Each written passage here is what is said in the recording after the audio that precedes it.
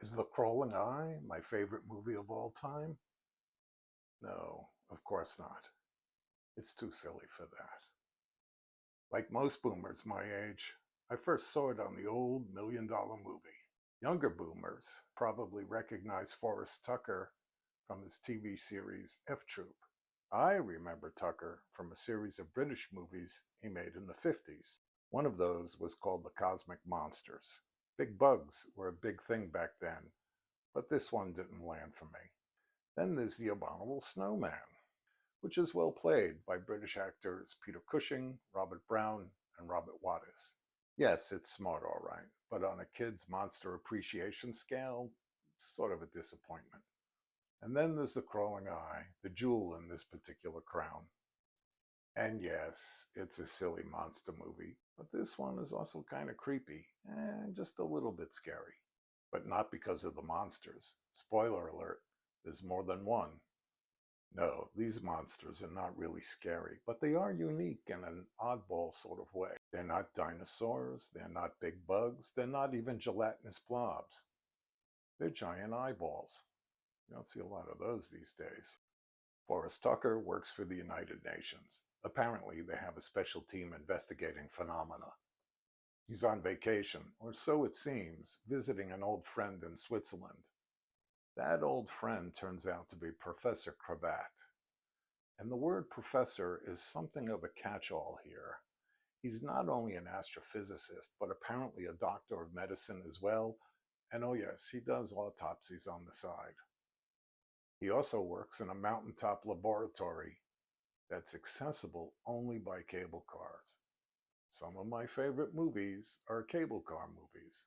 Warren Mitchell works really hard at stealing the movie. He lays it on rather thick at times, but he's having so much fun that you just go with it. Not to be outdone is the wonderful Janet Monroe.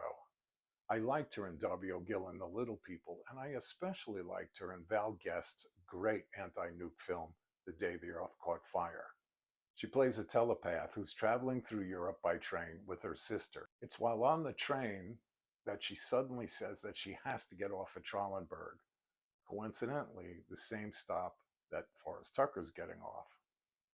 Turns out that the town of Traulenberg is suffering from a number of grisly climbing accidents, all on the mountaintop itself. Also on that mountain is a cloud, a radioactive cloud. And whatever's in that cloud is killing people. And later, it turns some of those same people into zombies. It does so in an effort to kill Janet Monroe, who's telepathically in touch with whatever it is that lurks in that cloud. The best scene in the movie happens early on. When demonstrating their mind-reading act, Janet Monroe telepathically links up with two men camping in the mountainside hut. Meanwhile, that cloud starts moving down the side of the mountain to the hut. And one of those men, the one who's awake, gets up from the table in a trance and walks out into the night. And Janet Monroe collapses to the hotel floor. Tuck and the professor immediately call the hut, waking up Dewhurst, the geologist who's been sleeping through all of this. To Dewhurst's surprise, Brett, his mountain guide, is gone. Dewhurst wants to go out after him, but Tuck tells him to stay in the hut. Later, after the second time Dewhurst opens the door when he thinks he's heard Brett returning, there is a great point of view shot of the distant mountain in the night and a swirling mist right in front of the door. It's one of my favorite moments in the entire film. Forrest Tucker is solidly in command in the lead. Later, when the eyes are attacking the laboratory, he orders up fighter bombers as if they were takeout. Some of the shots of the eyes attacking the laboratory are pretty cool, but in others they look like marshmallows, especially when they're burning.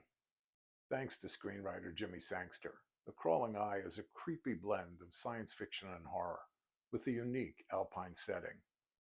I give it 3 things out of 5. See you around the campus.